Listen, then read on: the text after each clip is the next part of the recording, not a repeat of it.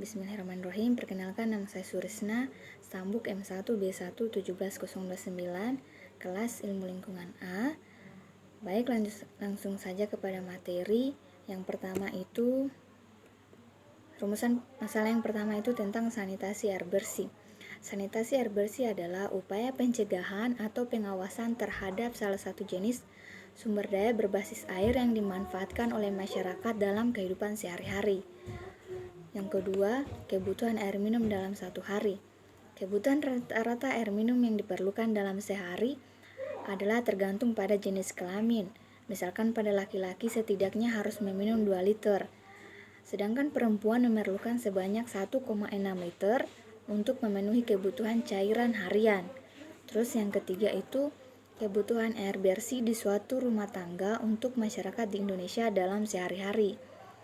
Penduduk metropolitan sebagai acuan masih tergolong pengguna efektif air dengan perhitungan 135,7 liter per orang per hari, karena angka ini masih lebih rendah dari konsumsi air yang ditetapkan SNI, yaitu sebanyak 150 liter per orang per hari.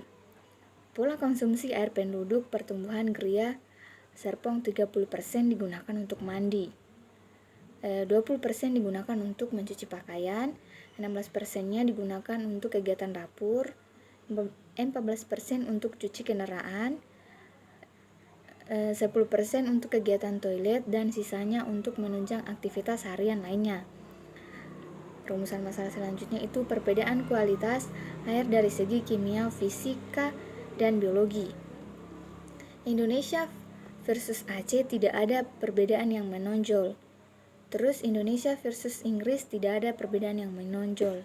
Terus yang selanjutnya jenis penyakit yang menular lewat air.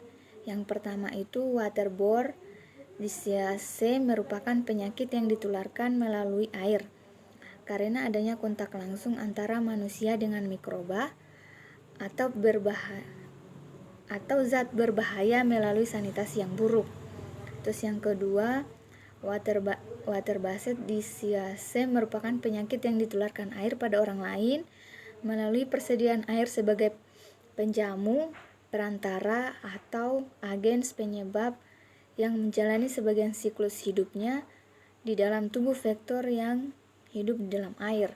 Terus penyakit yang ketiga, water-washed disease merupakan penyakit yang disebabkan oleh kurangnya air untuk pemeliharaan kebersihan perseorangan dan bagi kebersihan alat-alat, terutama alat dapur dan alat makan. Terus yang terakhir, penyakit yang terakhir itu water related insect vector merupakan jenis penyakit yang ditularkan melalui gigitan serangga yang berkembang biak di dalam air.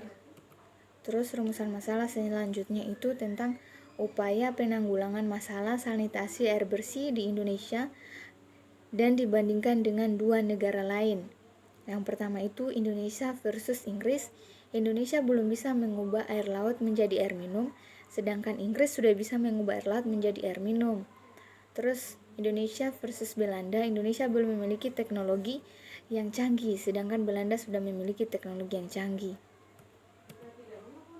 Mungkin itu saja yang bisa saya sampaikan. Dan saya akhiri dengan ucapan billahi taufik wal hidayah. Wassalamualaikum warahmatullahi wabarakatuh.